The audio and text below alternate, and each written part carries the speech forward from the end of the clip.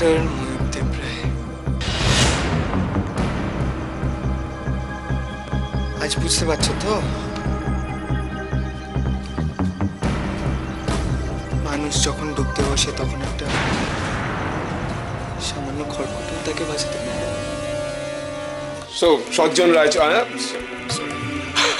চন্দন রায়,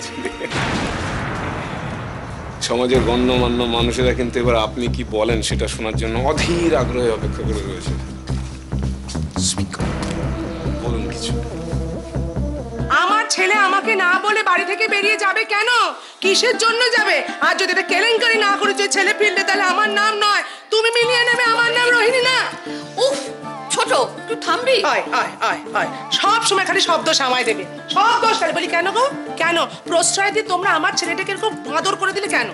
তোমাদের প্রশ্রয় আমার ছেলেটা খুব বাঁদর হয়ে গেছে। তোমরা সবাই মিলে আল্লাহ দিয়ে ওকে একেবারে মাথায় তুলেছো। হ্যাঁ, কি হলো দিদি, কথা বলছো না কেন?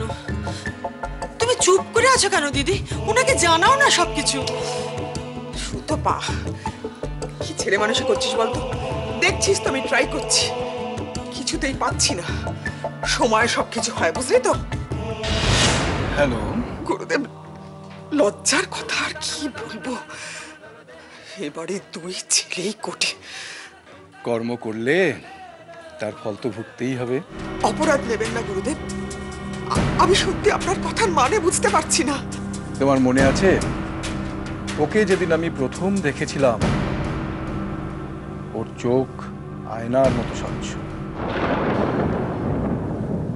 ওর আত্মশক্তি ওর চোখে প্রকাশ পায়। আর তাই তো আমি ওরই হাতে ত্রিশূল তুলে দিয়েছি। ও তো দশভুজা, এত ভেবে কি হবে? ময়ূরদেব রায়ের মতো মানুষ আমাদের আত্মীয় বলতে লজ্জা পায় আর বিশ্বাস করে, ভরসা করে এই চন্দন বাবুর মতো মুখোশ পড়া মানুষগুলোর উপর। এই চন্দন বাবু নিজে হাতে রড দিয়ে মেরে আমার পাটা ভেঙে দিয়েছিল।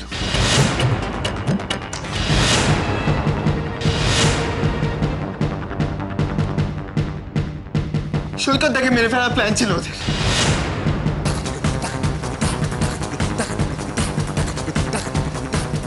কিছুদিন আগে সৈকত দার যে অ্যাক্সিডেন্টটা হয়, সেটাও এই চন্দন বাবুর প্ল্যান।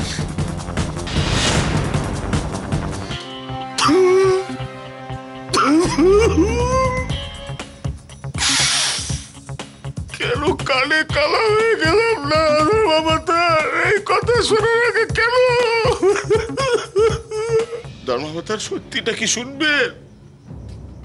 তাহলে শুনুন।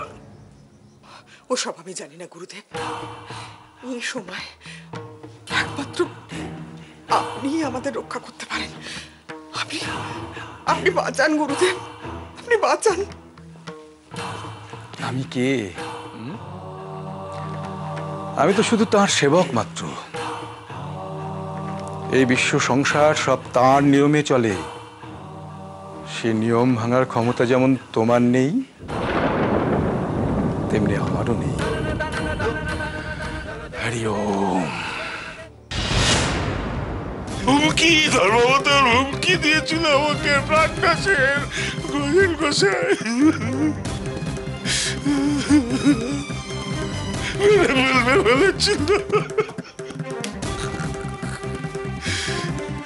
ধর্মাবতার তাই বাধ্য হয়ে তো প্রাণের ভয় বাধ্য হয়ে। বাকিটা আমি বলি চন্দন স্যার।